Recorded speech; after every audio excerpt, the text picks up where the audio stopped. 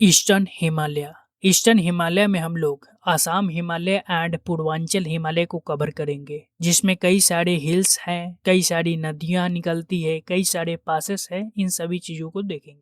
सबसे पहले Dafla hills. Dafla hills की लोकेशन की बात करें तो यह वेस्टर्न अरुणाचल प्रदेश में स्थित है। Western Arunachal Pradesh and northern Assam में स्थित है। डाफला एक ट्राइब के नेम पे इस हिल्स का नाम रखा गया है। चूंकि डाफला एक डेरोगेटरी टर्म है तो इसलिए 2008 में पार्लियामेंट इसे न्यासी नाम देती है एंड इसको शेड्यूल्ड ट्राइब के लिस्ट में रख। डाफला हिल्स के ईस्ट में मिडी हिल्स स्थित। मिडी हिल्स सेंट्रल अरुणाचल प्रदेश में है। अगर अरुणाचल प्रदेश में स्थित हिल्स को अगर वेस्ट से ईस्ट की तरफ बढ़े तो डाफला हिल्स सबसे पहले, उसके बाद Miri hills, Abor hills and lastly Mishmi hills स्थित है। यह एक सीक्वेंस में स्थित है। मिसमी हिल्स की बात करें तो यह सिंटेक्सियल बेंड पे स्थित है। इसके बाद के हिमालय को हम लोग पूर्वांचल हिमालय कहते हैं। पटकाई हिल्स, यह इंडिया एंड म्यांमार के बॉर्डर को दर्शाता है। पटकाई रेंज के फुट हिल्स पे नामदाफा नेशनल पार्क है। नामदाफा नेशनल पार्क है जो इंडिया के 4th लार्जेस्ट नेशनल पार्क में से एक है। नामदाफा नेशनल पार्क विश्व की एकमात्र ऐसी नेशनल पार्क है जहां पे बिग कैट स्पीसी के 4 प्रजातियां रहती है, जिसमें से tiger, leopard, snow leopard and clouded leopard रहते हैं। पटकाई हिल्स के बाद Naga hills. Naga hills Patkai hills के साउथ में स्थित है, जो कि सेंट्रल पूर्वांचल रीजन में पड़ता है। नागा हिल्स की अगर हाईएस्ट पीक की बात करें तो माउंट सारामती है, जिसकी हाइट 3826 मीटर है, जो कि इंडिया एंड म्यांमार के बॉर्डर पे स्थित है। ठंडी के समय में यहाँ पे बर्फ भी जमी रहती है। जैसा कि नागा हिल्स यहाँ के ट्राइब के ऊपर रखा गया है।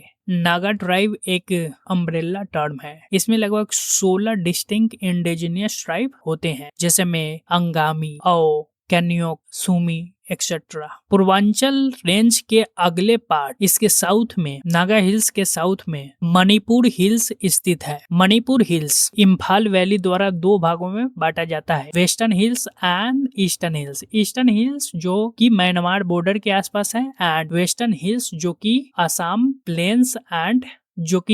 प्लेन्स एंड इम्फाल वैली के बीच में स्थित है। अगर इसकी हाईएस्ट पीक की बात करें तो माउंट आइसो या फिर माउंट तेनीपू है। पूर्वांचल रेंज में अगर साउथ की तरफ बढ़ते जाए तो मणिपुर हिल्स के बाद हमारे पास आते हैं मिजो हिल्स। इस हिल्स का नाम मिजो पीपुल के नाम पे रखा गया है। पूर्वांचल हिल्स से अलग हिमालय के एक्सटेंशन जो कि म्यांमार में स्थित है, इसे अरकान योमा या फिर इसे रखाइन योमा भी कहा जाता है। अरकान योमा मिजो हिल्स से एक्सटेंड होते हुए पूरे वेस्टर्न म्यांमार तक फैला हुआ है। अरकान योमा का origin Indian plate and Eurasian plate के टकराने से हुआ है। यह भी हिमालय के तरह यंग फोल्ड माउंटेन है।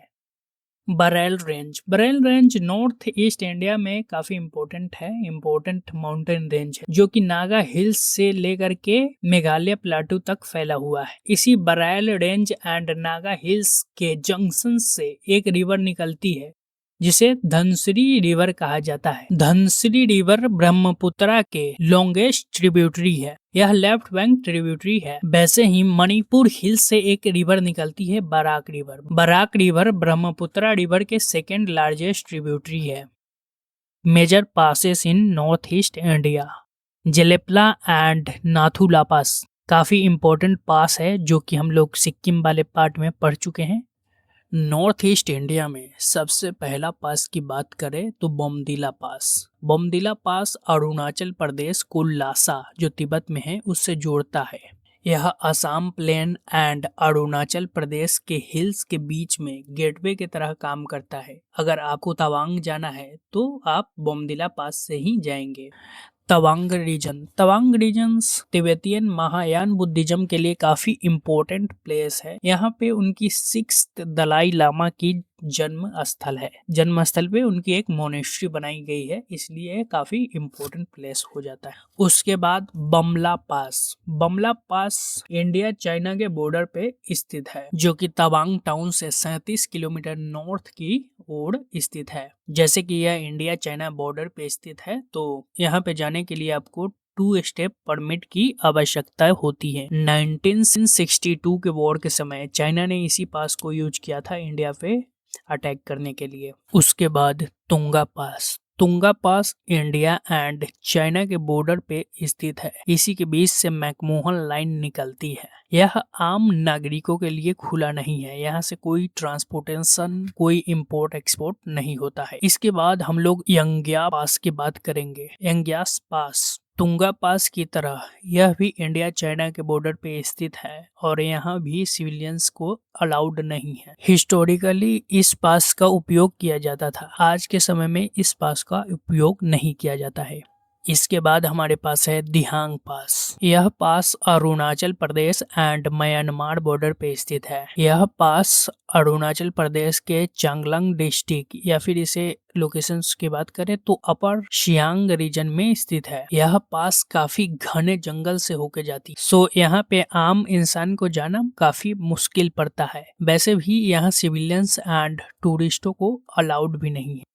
इसके बाद डाइफर पास या इसे दीपू पास भी कहा जाता है। यह पास इंडिया, म्यांमार एंड चाइना के ट्राई जंक्शन पर स्थित है। यह पास मैकमोहन लाइन पे एग्जैक्टली मैकमोहन लाइन को डिनोट करता है। यह इंडिया एंड म्यांमार के बीच इम्पोर्टेंट ट्रेड रूट में से एक है। इसी तरीके से कुमजोंग पास, पुंगंग पास, चंगंग पास, ये सब अरुणाचल प्रदेश को म्यांमार से जोड़ता है। अगर इंडिया एंड म्यांमार के बॉर्डर पे पासेस देखा जाए तो सबसे पहले स्टार्ट होता है दीपू पास, जो कि ट्राई जंक्शंस पॉइंट पे स्थित है। उसके बाद कुमजोंग पास के नीचे अगर देखें तो है चंगंग पास के बाद लेखपानी पास, उसके बाद पांगशाऊ पास। इस तरीके से हमारे पास नॉर्थ इंडिया में इंडिया एंड म्यांमार के बॉर्डर के बीच में पासेस देखने को मिलती है।